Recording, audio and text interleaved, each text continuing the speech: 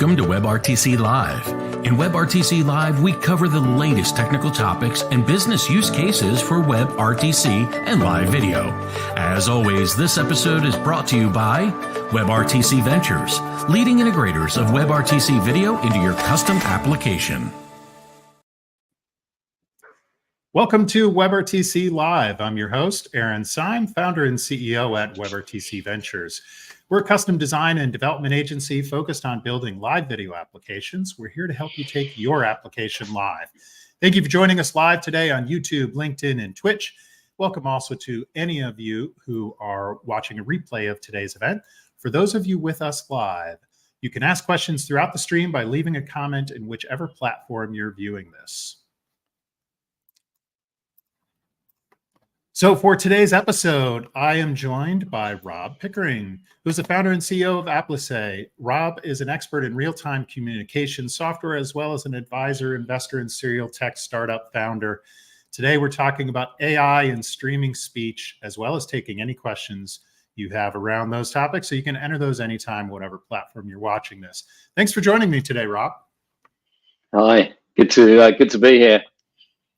It's wonderful to have you here. Thanks for joining us on WebRTC Live.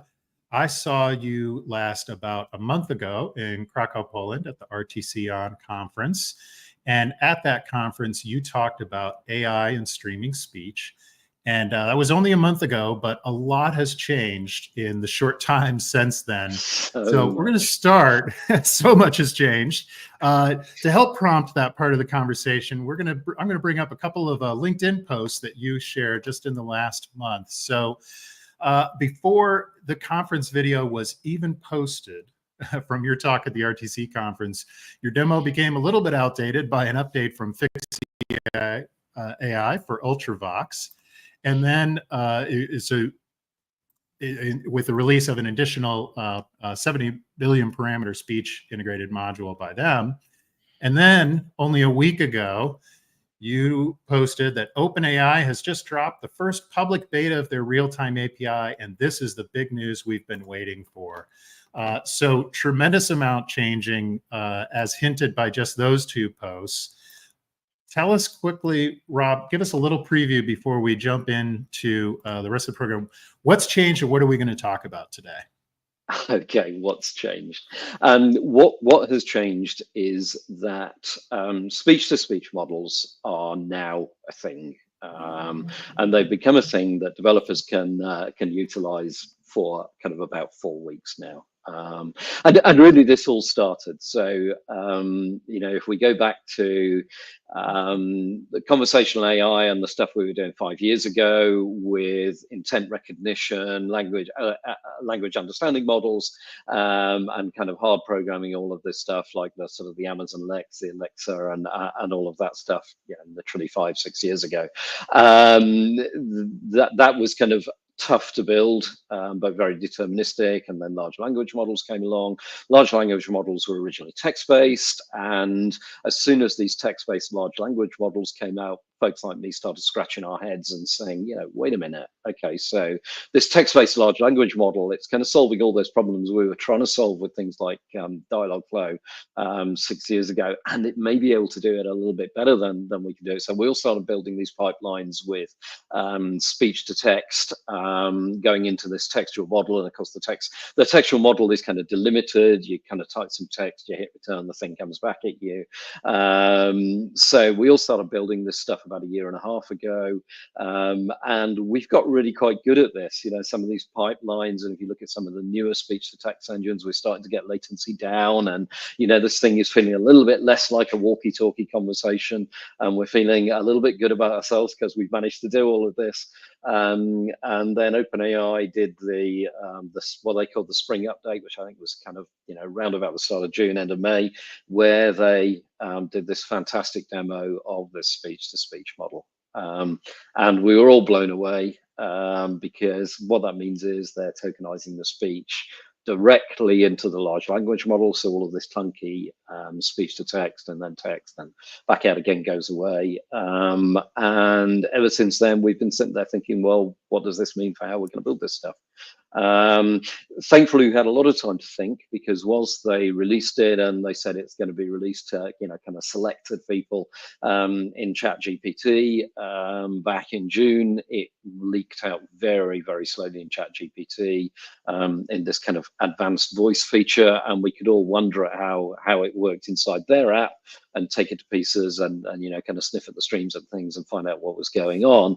But no one can get at it with an API. So well, I'm not kind of saying no one, but mere mortals like, you know, us just write into the APIs that people like OpenAI publicly released couldn't actually get hold of this stuff and start playing with it. But what's happened basically since, I think the first people to hit with a real API on a streaming speech model weren't OpenAI, it was Ultravox. And that was kind of back towards the end of August, where they put an SDK on the front of a project they'd been doing for about 18 months and released us this thing we could start using. So, you know, that was the first speech-to-speech model that really hit, and it's not entirely 100% speech-to-speech, but it's got a lot of the attributes. So when you saw me in Poland, I think that was, you know, kind of around about the start of September, and Fixie had just launched their API, I think probably about 2.5 weeks before that. And because I'd put a talk submission into the Poland conference, you know, in July, off the back of the OpenAI stuff, and I figured, yeah, this will be out there in the wild, so I can get the jump on this by putting a talk about something that I will be able to talk about when it is released, between now and when I put the conference talk in, and you know, kind of when I have to do the conference talk. And then when OpenAI didn't kind of release this this API for a little while, I had to go and find someone else, found Ultravox, got that working, and you know, I was able to demo something there. And you know, that's up and running, and then they released that, but without function calling, which limits the usefulness. I mean, it proves the naturalness of conversation, but it kind of limits the usefulness. 2 weeks after that conference in Poland, they dropped a Llama 3.1 70 billion parameter based model, which can now do function calling, which was great. So that meant a lot of the stuff that I've been writing with the pipelines using function calling could now start using Ultravox. And then about a week and a half after that, start of October, OpenAI dropped their real-time API. So, you know, I just finished scrambling to do the integrations with Ultravox, and now it's time to start scrambling to do the integrations with OpenAI and their speech-to-speech model. So yeah, you know, just incredible pace of development right now in this area. Yeah, absolutely. I mean, you jokingly mentioned walkie-talkies a moment ago, and it reminded me. I mean, I'm old enough to. There was a time when I had a CB radio in my car for long trips before even cell phones were a thing, and so you think about the rate of change from like that time in my life to cell phones to now WebRTC and video, and definitely the rate of change is accelerating, and you've certainly seen that just in the last few months in this space, specifically with being able to move from text-based models to speech-to-speech based models. But before we dive more into streaming speech, why don't you take a moment to tell us more about Aplisay, your work there, and how you got into WebRTC and conversational AI work? Oh gosh, okay. So I never really set off to get into conversational AI work, so I'm not one of these sort of dyed-in-the-wool conversational AI people. But I've worked in the comms industry. I used to own a telecoms company, telecom software company, IP Cortex in the UK. I sort of exited that in 2019, just before the whole kind of pandemic thing, and I ended up sort of not kicking my heels, because when you found a companies and write software, you're never really kicking your heels. But the kind of the pandemic came along in 2020. I'd been doing some stuff before then with conversational AI, and by and largely I kind of bounced off it, because it was using the kind of what was called API.ai, then what became Dialogflow, and you just needed to do vast amounts of work on capturing huge amount of conversation data. And even then, you could build very limited kind of agents. So if you were doing a conversational experience for a huge brand that had millions of dollars to spend on, directing people to the most profitable sneakers or whatever, then you could design a conversational experience. But I've never been good at targeting that kind of high value market. It's not, kind of the area of my entrepreneurial activity. I like SMEs and scale. We kind of had this idea because there was this use case that presented itself literally during the pandemic lockdown. And I know people don't like to talk about that time because it was, kind of so dark for a lot of us. But we had this use case around pandemic support organizations that were trying to field phone calls, because a lot of the demographic from people who were needing support with things like shopping and all that kind of stuff was a demographic that weren't necessarily, kind of content with using web AIs for that. And you were getting lots of little organizations springing up to deal with that. So and then at the same time, people weren't able to go into offices. So existing organizations who'd got, ancient phone systems weren't able to actually answer the phone. So we kind of had this idea that we could generate these really small little agents and develop a self-service portal where you could just kind of go in. And as an SME, someone could spend half a day, just capturing the kind of normal customer inquiries they make, just, capture the top half dozen or whatever. And we could do a really simple SME interface where we could make it live on a phone number, do a redirect of a phone number onto it. That would redirect into our infrastructure, and we would just capture the results of those conversations into a Google Sheet or a Microsoft Excel document, because that's what SMEs have, right? So the idea was people would phone the number, they would, kind of talk and explain what they wanted to do, and we would just capture a transcript of the conversation so that we were doing a fallback, but also, if we had got an intent out of there of what someone wanted, then we would put a row into the spreadsheet, and it kind of worked. But one of the things that I actually found was that I was sitting down and hand holding people who tried to onboard with it for kind of like half a day. So actually, we tried not to use words like intents and actions and all of that stuff. So we just got people to paste in or type in the kind of sentences a customer might say, and then we kind of tried to identify what the intents and the objects of that sentence was and present them with an interface. And it was just totally bonkers, because it was just really hard. The amount of effort you were asking someone who'd got 1,000 other things to do to self-service build this agent just wasn't going to work. So I kind of bounced off it at that point. It was quite useful, and all the agents that I kind of hand built worked perfectly well. But you couldn't build a service that you could sell for like $10 a month if you've got to spend a day onboarding someone. So we kind of dropped that off, and I sort of bounced off that space a little bit. And then the story kind of, I'd go off and do a whole bunch of other stuff. And then it kind of comes to the end of 2022, start of 2023. I'd been playing with the early releases of GPT, the sort of GPT-2s and things as an alpha tool, and they look quite impressive. And I was already starting to think, well, if we could use those for the intent recognition piece, and then grafted onto that back end infrastructure, there will be, something interesting there that took that need to enumerate every single thing that someone might say in a conversation and get vast amounts of data to build an agent. Around about that end of 2022 time, start of 23, where OpenAI started putting these APIs on on GPT-3 as it was then. I kind of thought, yeah, okay.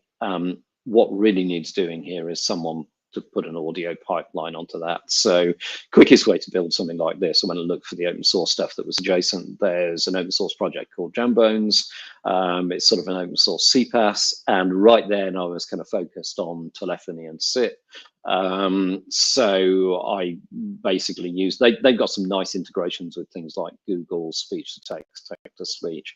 So it was actually only a sort of a couple of day job, well, probably less than that actually. I'm probably bigging that up even too much, to put a proof of concept there where we use Jambones to bring a SIP call in, did speech to text on it, used OpenAI's interface with a prompt, and used that to do a kind of a self-service agent, and started developing from there, really.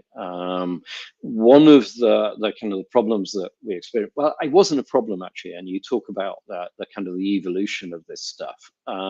If we go back to the Alexa time period where we were all, we all got an Alexa, and we sort of trained ourselves to talk to it the way it wanted to be talked to. So we did that walkie-talkie thing of, don't interrupt because that doesn't work too well. Let her finish, and then when she's finished, tell her where she's gone wrong, and work out the 10 trigger words. Apart from Alexa or Hey Google. My personal favorite was Google, actually, because I thought Dialogflow was. Oh no, I've set my phone off now. We sort of trained ourselves to kind of talk to these things in this half duplex way. And my sort of early experience, and I remember doing ComCon, you may be familiar with, I kind of went to ComCon in June 2023, and I did a demo of this stuff, and I was kind of so proud of how we were working with this. We showed it to a few commercial clients, and the intelligence behind it of being able to recognize the customer intent without extensive training was brilliant. But the half duplex walkie-talkie stuff was still there. And you get that thing in your head when you develop something, that you look past all of the flaws, and you sort of say, well, don't mind that. It's so much better than Alexa or whatever, because of this ability to intelligently detect the intents and act on them. And a couple of commercial customers got very excited about it, and we started using that for some interesting use cases. What's then happened really since that mid-2023 period is a couple of things, really. One is that we've got better and better at optimizing that pipeline. So newer, quicker speech to text with a much shorter latency. Streaming so that we can start picking out some of those words in the transcription much earlier while I'm picking them out, sending them off to a large language model. And if we don't mind wasting the tokens, we can do, multiple completions. We can do sort of speculative completions on that. And then just, if we get more text, we just start the LLM turn all over again, which is kind of interesting. But what's also happened is, okay, so we've got LLMs talking to audio conversations, but the next bit is, how do you get the LLMs actually doing something useful? And I started off with doing prompt switching, so you effectively use the LLM to do what we were doing really with the traditional AI, natural language understanding AI, that we were effectively using it to do the intent recognition, and then we had an API. So I kind of put all this in an open source project called LLM Agent, and you can go to GitHub and you can find that, and you can see the horror of the way that's kind of unfolded over time from the basic API we put on that. So the first pass was doing prompt switching, where we effectively set the AI model off with a system prompt about recognizing the intent, and then when we got the results back from that, we would essentially have code that said, okay, we figured out what the intent was, now go and ask follow-on questions or do this, and that was the way that we controlled the AI to avoid hallucinations and keep it kind of on a railroad effectively to get the answers and make it more akin to a decision tree, which is kind of what you really need in a commercial environment. So that's kind of developed basically. We now have things like function calling that developed in the language models as we went along. So first of all, OpenAI got function calling, then Anthropic, and then Google released Gemini with function calling, and now everything has function calling. So we can use that as a technique to interface what we're doing in the conversations with the business logic that sits behind it. Perfect. So Rob, I know you have a couple of demos that you can do and some slides that explain more about this. Do you want to hop over to that? Yeah, let's do that actually. So we'll make sure we give people a taste of what we're talking about here. Yeah, absolutely. So I just drag. How do I move over to the slide? There we go. You've done that for me. Fantastic. Yep. So yeah, I mean, this is just a picture of what things looked like in 2023. So just so that we could experiment with all of the different models, we put an infrastructure together using Jambones, with I think about 15 different models sitting behind it, and this Aplisay LLM agent, effectively the moderator sitting between Jambones and the business logic, so it would make API calls off on the back end, and that's kind of what the architecture looked like. And in terms of the results, so effectively we feed a JSON definition in, and it doesn't matter which model you're using on the back end, it's the same JSON definition. So you write the JSON definition once.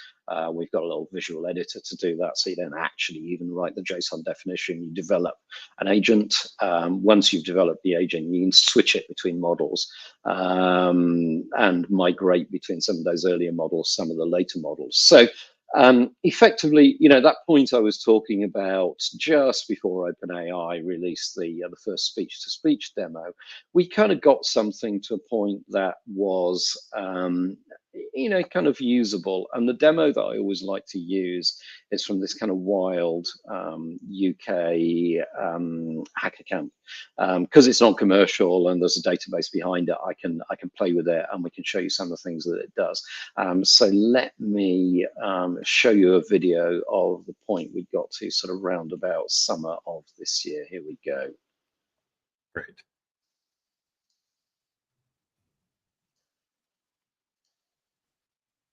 So this is just using GPT-4o with the example prompt, which is this robo EMF thing. And what it's got is a bunch of function calls in the back end. So we do function calling to get things out of the schedule. We start an agent. This was on a telephone line because it was plumbed into EMF Camp's phone system.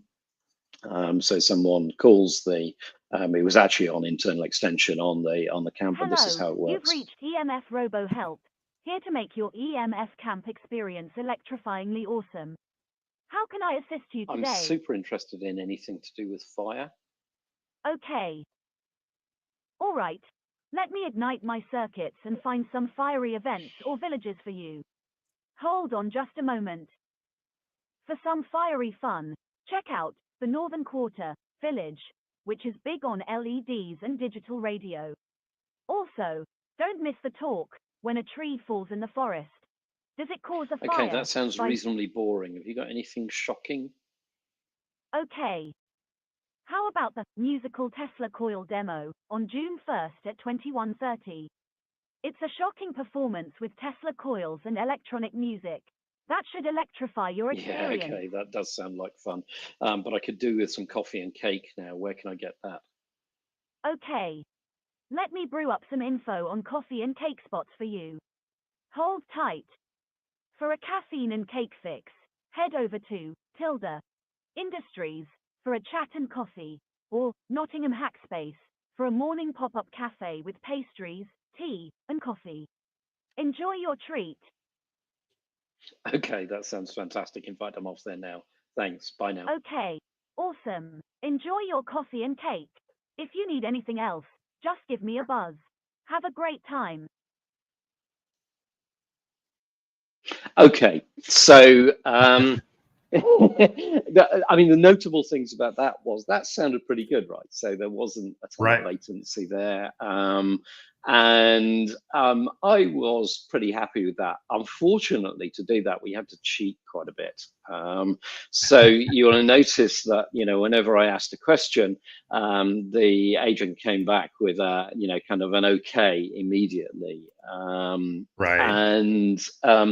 the way that was done, we introduced some stuff in the API to use canned phrases there, so that it's just a holding response while we feed stuff into the LLM, because that whole thing of doing the speech to text and generating text and then firing off the request into the LLM, again the response back, takes a bit of time. But it worked, and by kind of papering over the cracks in that process, we can make the whole thing look reasonably plausible. And I think you can certainly build a customer experience bot using something like that quite nicely. And that was the point we got to really before speech-to-speech AIs became available. So let's just move this on now. I think that's probably a worthwhile thing to do. Just looking at the time, to just picking that whole thing up and putting it into a speech to speech model. So here's the same thing. And this is with Ultravox. This is the Ultravox 70B. So this is something we've only been able to do for about a couple of weeks. And I think this one we can talk to directly in WebRTC. So let's do that. Hello, you're through to EMF RoboHelp. We want to make sure you have an amazing time at EMF Camp, and we're here to help with any questions or info you need. What's on your mind? I'm really interested in talks about fire, if you have anything like that. I've just searched the schedule for talks about fire. There's a talk about preventing wildfires, another about decorating eggs that involves burning wax, and a few others that mention fire or flames. I've also found a village that has a Tesla coil demo that involves fire. Would you like more information about any of these? Yeah, the thing about preventing wildfires sounds interesting. Tell me more about that, and when is it on? The talk about preventing wildfires is on Friday at 7:30 p.m. at Stage B. It's called When a Tree Falls in the Forest. Does it cause a fire? And it's about using satellite imagery and machine learning to understand individual trees and prevent Oh wildfires. no, another AI thing. Okay, tell me more about the Tesla coil thing. The Tesla coil demo is on Saturday at 9:30 p.m. at Odin's Tesla Fest. It's a musical demo with DJ Odin, Extreme Electronics, and guest musicians. They'll be firing up the Tesla coils as night falls, so it should be a pretty cool and fiery spectacle. Would you like more information about the performers or the location? No, I think I know where that is. What I really need right now is a cup of tea, I think. I've just searched for villages with cafes or tea and found a few options. There's the Milton Keynes Makerspace Village, which has a tea tent, the Tilda Dot Industries Village, which offers coffee, and the Nottingham Hackspace Village, which has a morning pop-up cafe. Would you like more information about any of these? Yeah, tell me a bit more about the Nottingham Hackspace one. Okay, I think we're getting that right.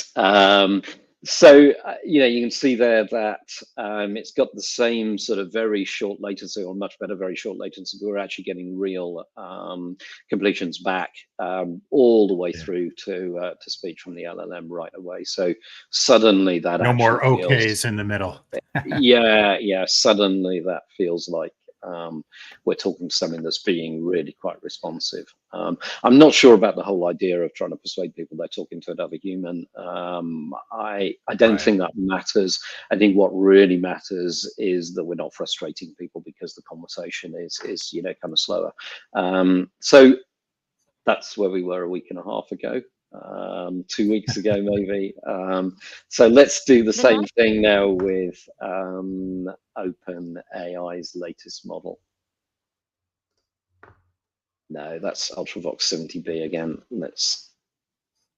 Even before we get to that, we've already got people saying, awesome demo, Alibor, and Alfred noting how natural that conversation feels. So it's definitely remarkable improvement. So interested to see the next one for sure. Okay, so let's do the next one. So we're using exactly the same prompt, and one of the fantastic things about our the same prompt with GPT-4o. How can I help you today? I'm interested in fire. Ah, fire, the primal element. Let me spark up. I found some blazing hot events for you. There's a talk on When a Tree Falls in the Forest, Does It Cause a Fire? By Laura James, and a fiery musical Tesla coil demo at Odin's Tesla Fest. Tell me more about the tree falling in a forest thing. Sure, it's a talk titled When a Tree Falls in the Forest, Does It Cause a Fire? By Laura James. It covers how Overstory uses satellite imagery and machine learning to understand trees, with a focus on preventing wildfires and power outages. It's happening on May 5th, from 19:30 to 20 minutes at Stage B. Okay, that's cool. You said something about a Tesla coil as well. What's that about? Yes, there's a musical Tesla coil demo at Odin's Tesla Fest. As night falls, Tesla coils will light up the sky with DJ Odin, extreme electronics, and guest musicians. If you're an electronic, How about other electricity stuff? What else have you got? there are some shockingly interesting talks on electricity. There's High Voltage from Plastic, Building a Wimhurst Machine by Derek Woodruff, demonstrating a giant static electricity machine on June 1st at 1900. There's also A Short History of Electric Shocks, exploring our relationship with electricity from the 18th century to today, on May 30th. Okay, that sounds like fun. I think I need a cup of tea right now, though. Where can I get one of those? For a nice cup of tea, check out the Milton Keynes Makerspace Village. They likely have a tea tent and other fun activities. Enjoy your brew. Are there any other places that I should think of? Yes, you can also visit the Nottingham Hapspace Village. They'll have a morning pop-up cafe from 8:30 to 9:30 a.m. Okay, so again, I think we get the picture there. What I've noticed, Aaron, actually, is that my video is somewhat frozen, isn't it? I don't really know Yes, yeah. what to Your do screen about share that. was looking great, but Okay. you might turn your camera on and off, and Yeah, that may may clear it try up. doing that. Otherwise, you're not frozen and too awkward a pose. So I think maybe rather than killing my camera or something, I'll just do this, leave myself in that pose and carry on talking. I think. I mean, I don't know what you think about those two last two demos, but I yeah, think we've kind of made it now. I've kind of spent 6-7 years working in this area, and I've had nothing that I've been incredibly comfortable with as something that we can let loose in proper real world commercial environments. I think yeah, with these real-time models, we've now got something that sidesteps all of the clunkiness of those multi-step pipelines and has really kind of moved towards something. And the beautiful thing is, because of the way that we've built the agent software in the middle, we can pick up a JSON definition from some of those older models, pop it in Ultravox, pop it into OpenAI GPT-4o. When GPT-5 comes out, same thing. Nothing changes in those agent specifications. You kind of tweak the prompt a little bit, to be honest. So you may mess around with things in between the two, but that's the same prompt across kind of 3 generations of technology there, which is sort of super interesting. So yeah, I mean, I think the direction of travel is breathtaking. The capabilities of some of these models are fantastic. The only thing that I am going to say at this point, actually, that kind of needs saying, if you look at the costs involved in some of these multimedia models, they are utterly breathtaking. So the OpenAI model is currently 6 cents. Well, it's basically $100 per million tokens input, $200 per million tokens output, which equates to about 6 cents a minute for voice input and about 24 cents a minute for voice output in a typical conversation. So you're looking at dollars and dollars an hour, $20-$30 an hour for an AI agent, which clearly is going to limit the use cases of this stuff substantially. Is that where it's going to stay? absolutely. No, of course it isn't. Ultravox, I think, work out about 6 cents. I think that's a minute. I don't want to misrepresent this, but it's kind of a much lower price by a factor of 2 or 3. But we're not going to be able to use this stuff for the real kind of bottom of the bottom drawer use cases yet. Because GPUs cost money. But I think the other thing is, as WebRTC professionals, the thing that we all know is that building the kind of infrastructures to grok this audio is going to be damned expensive. Yes, GPUs are expensive. But the problem that OpenAI have up to now with text models is they just have to find the GPU somewhere in the world to put the stateless text transaction into and get the results out and chuck it back out at us to do the pipeline and do all the state management and all the other pieces of this. Once they're having to handle those audio streams, they've got to grok hundreds of kilobits a second of data coming in. They've got to use actually not that expensive AI on the front end to start tokenizing the speech direct to text. And then, they've also got to do the text to speech part of that, or do the tokenization to speech, part of that. So there's a load of cost in there for doing them. But I mean, obviously, OpenAI are playing very conservative with at the moment the way they're pricing it. They're pricing it, I think, to, kind of ensure there isn't really too much demand for it at this point in time, which is probably quite smart. Yeah, no, that makes sense. So yeah, let me share a couple of comments that we've gotten here on the live stream viewers. So yeah, definitely the last demo was really remarkable with the new real-time API, the quality of the voice, the responsiveness, and Jose noted he's surprised at how quickly it responded in that last demo that you did. Brad Jones notes, out bloody standing. I assume he's not referring to the pricing part of your discussion that came in before you started talking about how expensive this can be, but certainly the quality of the results, if your model supports that price, is really remarkable. And I want to come back to that in a moment too, in one of our closing questions here.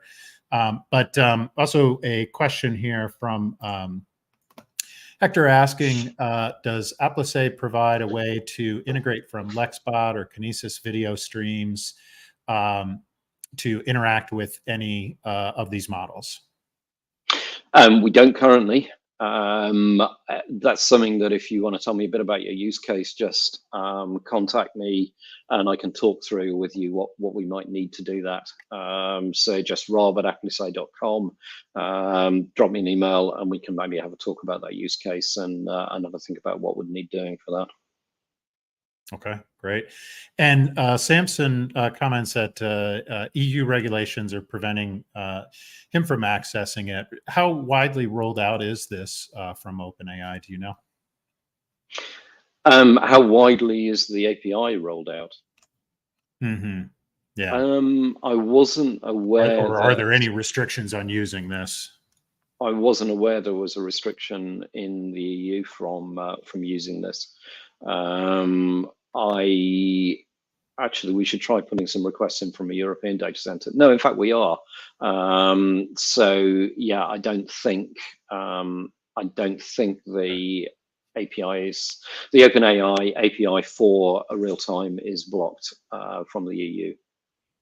Okay, so possibly something more specific to Samson's scenario. Possibly, yeah.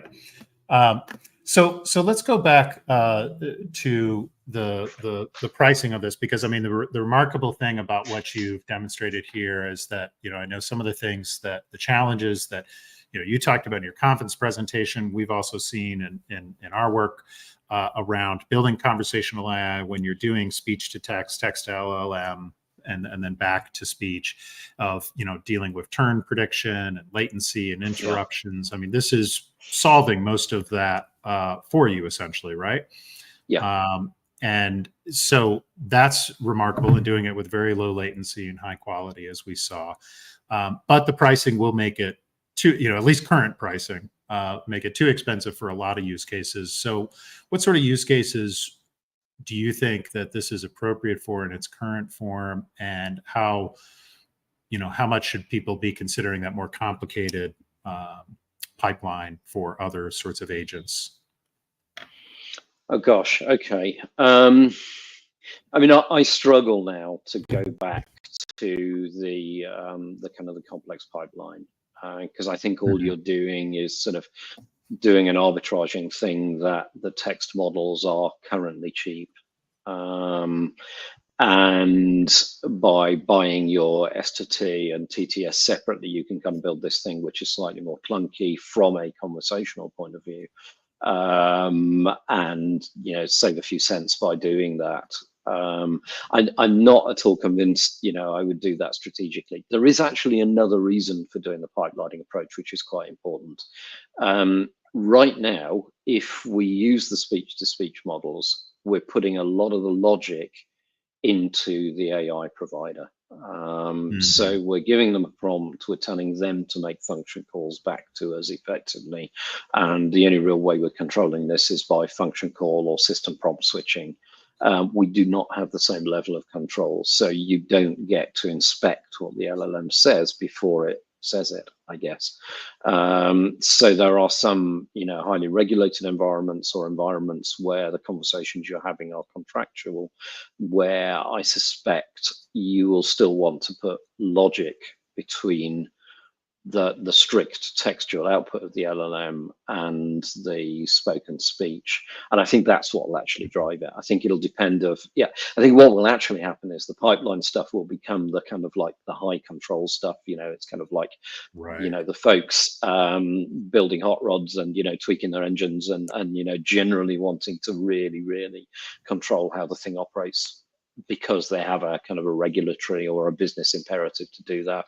But the average guy in the street, is just going to go to the dealer and buy the, the family saloon or whatever, and I'm going to use that model. But I'm not sure. I think I would.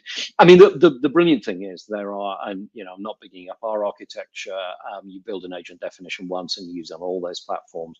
There are plenty of other people who are doing this sort of stuff, and it's not particularly hard to go build against the different environments anyway. So I don't think I would recommend anyone today go off and target a pipeline if they're starting a new development. At the very least, make your stuff run under a speech-to-speech model as well. And if costs are an issue, wait for them to come down. Okay. The future is here then in that regards. Yeah, I kind of think so. Yeah. So what do you think are the kind of biggest remaining challenges in building these applications now? I mean, you mentioned scaling of the actual streaming of the responses that you get and sort of everything wrapped around that. Is that primarily where the work lies now? Yeah, I think it is. I mean, there are two parts to it. There's a bit of a race now. So the AI providers, the more of this they can capture, the more of a moat they build.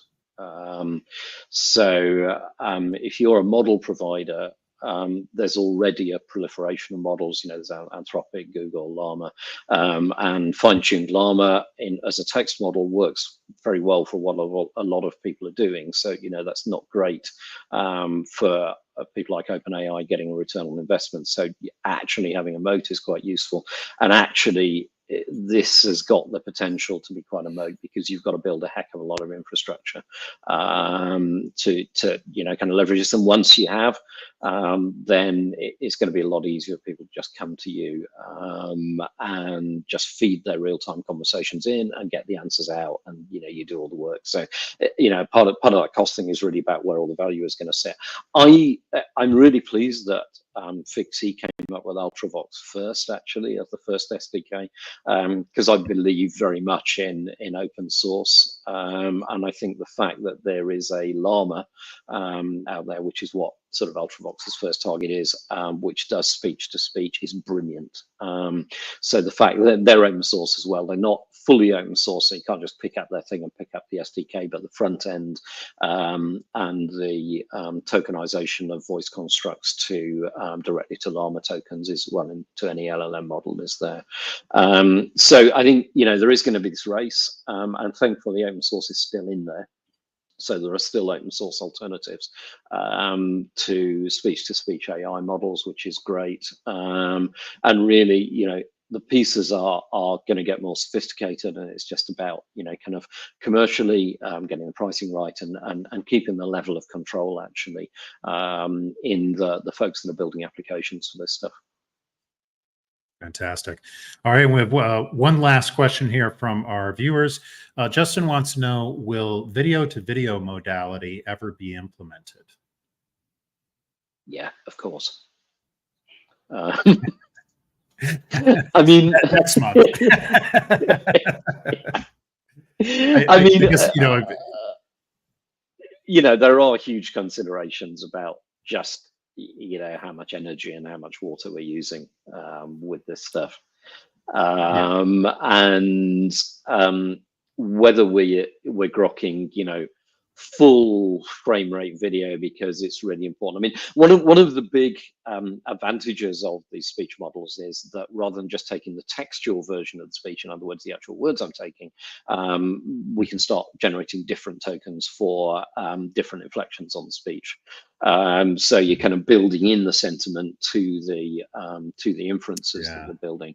And all of a sudden, when you start being able to add video to that, because there's body language, then, you know, that starts to get to a point where the AI can become, and I hate to use sort of anthropomorphic words, but perceptive.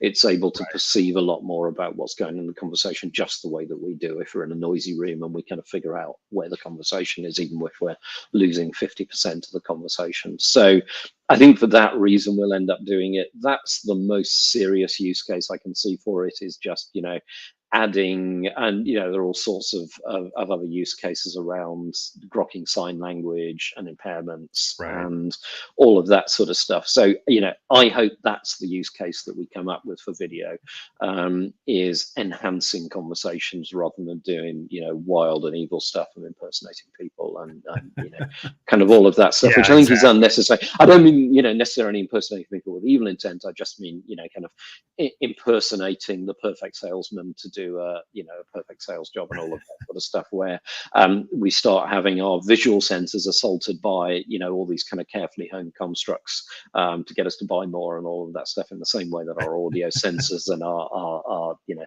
text sensors are already. Yeah, absolutely. No, I would definitely imagine the like sign language context, and would be a key one there. And we've had guests before on WebRTC Live talking about, you know, building avatars that use sign language based on text inputs. And so, you know, I would imagine a very natural extension of that will be doing that with, you know, based on audio in either direction, or supplementing it with that, as well as interpreting sign language of, you know, a human on half of the call. So I think those sorts of applications will be really interesting to me in terms of what I would consider a video modality, and scenarios where it's worth that extra energy consumption, as you said, to do that sort of thing. But yeah, in one form or another, I think it will be implemented. So Rob, unfortunately, we're out of time, but this has been a fantastic conversation. Really appreciate it. You sharing your insights and the early demo work you've been doing around this. I definitely appreciate that. We have also been doing some demo work on our side on WebRTC.Ventures that I won't play through this whole video, but you can see this up on our site for those who are interested. Some real-time translation going on between two human participants fed through the OpenAI real-time API. I'm interested in a historical tour of the city. Can you tell me what options you have?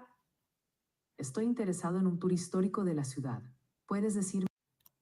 And again, we won't go through all of that for the sake of time now, but that is available up on our blog as well. So lots of interesting applications you can do with this, and OpenAI has some fantastic ones up on their announcement as well. But for your side, Rob, any closing remarks that you want to share, and how can people learn more about Aplisay and about your work? Yeah, sure. I mean, it would be lovely to have people give me any feedback they've got, ask any questions. The place to do that, Aplisay.com, go to the website there. There's a contact form on it. You can do that. Or my own personal blog, www.pickering.org, or just follow me on LinkedIn. You can probably find me, the guy with the purple background. You know, I'm very, very interested in particularly commercial use cases that people have got that are, you know, have a super interesting or very hard thing to do that they want to figure out how to do. That's the stuff that I get really excited about. So please, yeah, do contact me. Perfect. Absolutely. Definitely, viewers, Rafa, thanking you for a very interesting discussion. My thanks to you as well. And for those who want to learn more about Rob's work, definitely check him out on Aplisay. And Rob, if I'm correct, I believe you're also speaking at a TAD Summit next week as well about some of these topics. So I have that correct? Yeah, that's absolutely right. You can catch me there as well. No doubt the whole thing was moved on by, you know, another, you know, dog year or whatever. Exactly. I would Exactly. get- You stole my joke. You stole my joke, and the easy joke to make right now that, yeah, who knows how it will change the next week, but I'm sure that talk will be up on YouTube as well from Dad Summit channel. And so certainly encourage people to check that out as well. So thank you again for joining me today, Rob. Real pleasure to speak with you today. Good to be with you. Thanks for the invite. Lovely talking to you all. Our pleasure. All right. Well, that is it for our conversation with Rob Pickering from Aplisay. But stick around. I'll have Sahi joining me for an industry analysis segment in a moment where we'll talk more about network APIs and WebRTC. And as usual, Sahi does not hold back, so be sure to check that out. First, let me remind you that this video will be available on the WebRTC.Ventures YouTube channel, as well as on our blog at WebRTC.Ventures. Our next episode of WebRTC Live will be Wednesday, November 13th at 12:30 p.m. Eastern U.S. time. We'll be speaking with Luca Pradavera from SignalWire. He's going to join me to talk about call quality at scale. So that's going to be another really interesting talk. And to find out more about our upcoming episodes, follow us on social media at WebRTC Ventures on Twitch, LinkedIn, YouTube, and join our email list at WebRTC.Ventures. So thanks everyone for joining us today. Let's make it live.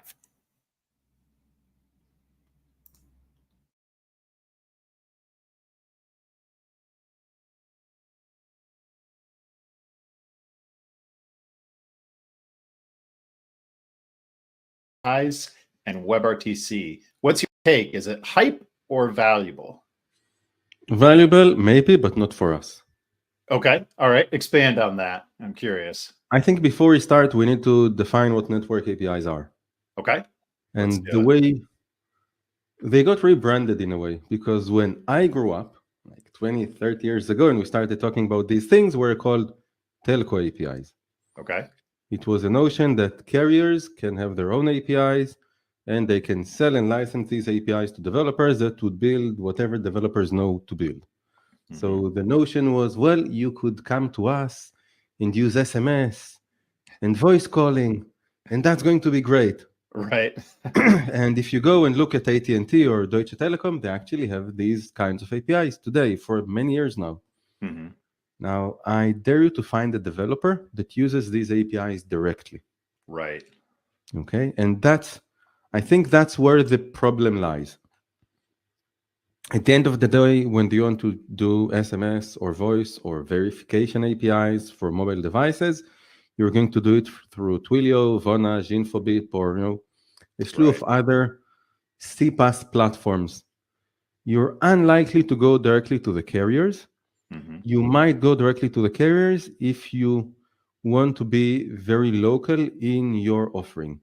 Mm-hmm. For example, if what you want to do is send SMS messages as a healthcare organization in Israel to your patients in Hebrew to an Israeli number, you're going to do it directly through Bezeq, which is the local CSP. That's like the AT&T of Israel. Right. You're not going to do it through Twilio, not because Twilio isn't good, but because Twilio is going to be very expensive compared to doing it through Bezeq. Mm-hmm. Okay? But if I'm a global player, I'm not going to go and talk to Bezeq because they're not going to allow me and enable me to do calls in the US. And if I'm a global player, I might not go to AT&T because they're not going to allow me to use numbers in Israel. Mm-hmm. Okay? So the main problem of telcos is going to be, or carriers or network APIs, it's going to be, well, is that going to be global for me? Where can I use it? Right. Okay. So let's say you're in the US. Are you going to use the AT&T APIs, the Verizon APIs, the T-Mobile APIs, or Compactcast APIs? Which one? Right. Right. Yeah. It depends on exactly where you are, right? I have best coverage with Verizon in my neighborhood. One town over, it's going to be AT&T, right? But that's you as the user, not you as the developer or the business. Sure. So which one do I use? Yeah. What's best for me? I don't know. Well, and as developers, we definitely don't want to have to navigate those APIs across different carriers or deal with any of that. Let's say that we want to. You know what we really don't want to do?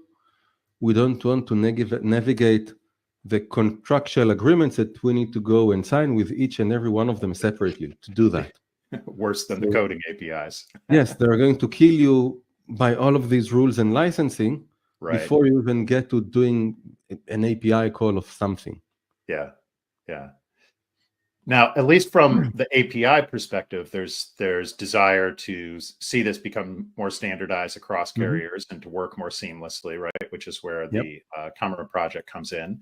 I don't know how that works on the licensing, the business side of what you're describing, if it will help there as well. But at least in theory, when you look at the Camera project website, right, they talk about seamless access across the network capabilities through APIs. And, we see that they've got a lot of big carriers backing this, right? So there's certainly a lot of the right names we'd want to see in here. Yep. But what AT&T is missing here. So where does that leave you in the US, for example? Right. And that's like, oh, it's here. Okay. So I guess the question then becomes slightly different. It's like, they're all in here. That's fine. Are they actually going to deploy that? And when? Are we going to see that in the next 2 or 3 years? And how? Yeah. And then let's go to the money time. What am I going to get for that? Right. What is in these APIs? And I would go to your blog post and to the examples that you've seen in the event that you've been in 2 weeks ago, something like that. Yeah. CASA 24. Yeah. So let's start monitoring network quality. Okay. WebRTC, which is where we live, or voice over IP, already monitors that. And it does that quite well. What would that enable me to do that I can't do today? And remember that I need to pay for that privilege. Right. So what does it give me more than I have today for something that is considered a free service? Video calling. What do I gain? Nothing. Right. Or very little. So then you go to the next one. Or, I can do network monitoring quality and go to 2, 3 different carriers and then decide which one to use. Great. How many use cases do you have like that? Network slicing for performance. With the example of drones. Okay, I'd say also self-driving cars or whatever that needs, reliable network, rockets flying. It's like very common here in Israel. And then the question is this: how many of these use cases really need that? Right. Would you be using network slicing to do your next video call or your next session with me next month? No, probably not. Nope. Why? Because I don't need it. Right. We've used networks before. We've learned that they are not reliable, and we work around that fact. So making them more reliable by paying for network slicing is nice. Yeah. But it's useless for many of the use cases. In many cases here today, what I do is WhatsApp calls in my house because guess what? The reception is better. On the 16th floor, it's better to use WhatsApp versus a cellular network because WhatsApp would go through Wi-Fi that is connected to fiber in the home. And it's global. All the numbers are reachable and it's free. Yeah. So it's like, what would I use? The third one that you've given, which is also the fourth, identity verification and know your customer, which means I want to know that this phone is yours, or the number that you've given me is associated with this phone and associated with you. Right. Great. What does that have to do with WebRTC or voice over IP? Nothing. And it's highly useful, by the way, and it is used today. If you go and use Twilio Verify or Vonage Verify or whatever they call it, or Infobip, same service, or Telnix, the same service, or 10 other companies that offer you the same thing through a CPaaS vendor that would aggregate that across carriers to give you that experience. So why do I, as a developer, need Camara? Probably not. Twilio or Infobip might need that. It might end up lowering their cost of operating the service. Right. But I don't see this as a standalone thing that is highly useful for all the developers out there. And there's the catch. Yeah. I don't think that carriers know how to interact and work with developers or how to interact with small businesses. They know how to work with large numbers. But if I'm a small startup and I need access to KYC, why would Verizon or AT&T care about me in any conceivable way?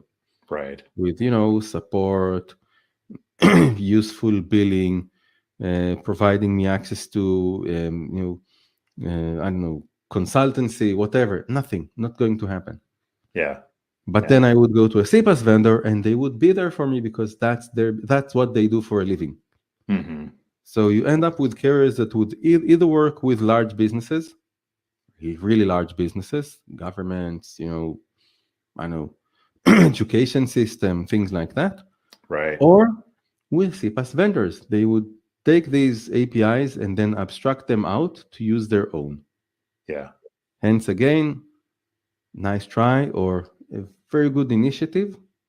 It's not going to make money for the carriers, not the amount of money that they're likely thinking that they're going to get out of it. It's going to be highly useful in order to make this abstraction layer by the CPaaS of the world to get it to developers, but it's probably not going to be directly. Yeah. Yeah, I think you've made a lot of interesting points there, and I think that it matches, I think, some of the both interest and skepticism that I've heard from others in the WebRTC development community too. That yes, there's opportunities here, I think, but they can also be achieved in other ways. So it's a little bit of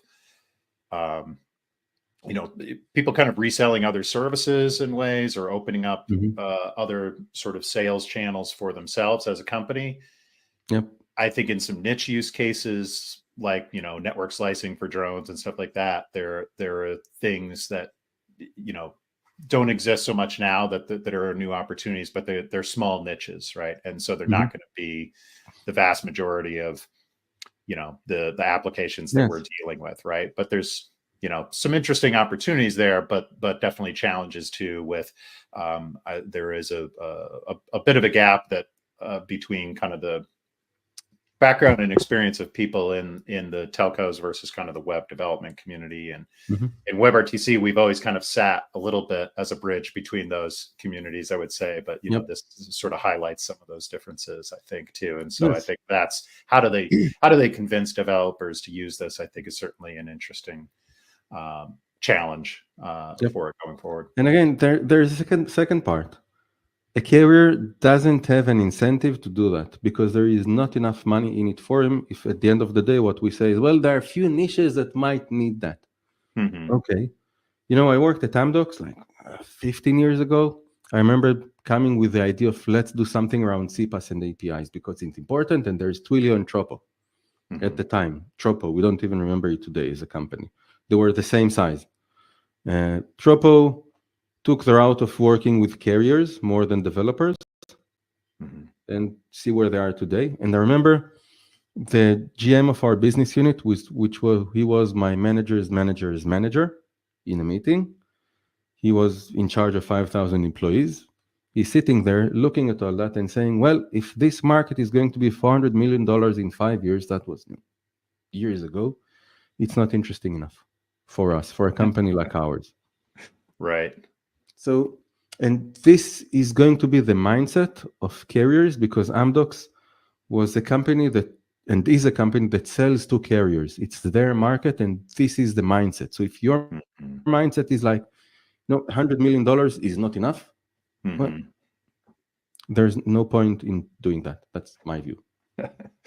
Well, just to state it for the record, if there's someone watching this who has $100 million market that they do need a niche network API developer for, give us a call, give Sahi a call. We'll all be happy to work on it of that size of market for us. But yeah, there's definitely a different mindset. And so, yeah, I think this is an interesting space to watch. I'm starting to learn more about it myself. And I think we'll leave it there. Let's see where this goes. I think it will be interesting to see. So we'll continue to watch this ourselves.